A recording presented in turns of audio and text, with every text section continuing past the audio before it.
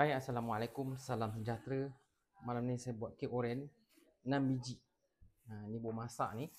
Jadi biasa kita kena kikis tepi ni untuk kita keluarkan. Kita kena sejukkan. Tip saya kalau kita dah masak kek ni, kita kena keluarkan cepat. Kita kena keluarkan cepat. Mula kucing bergaduh lah.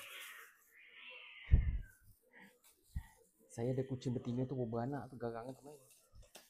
3 ekor anak dia. Memang tak boleh langsung kucing lain dekat. Okay, ni kita dah keluarkan. Tengok tu. Ni kek oren original Cik Gorafi.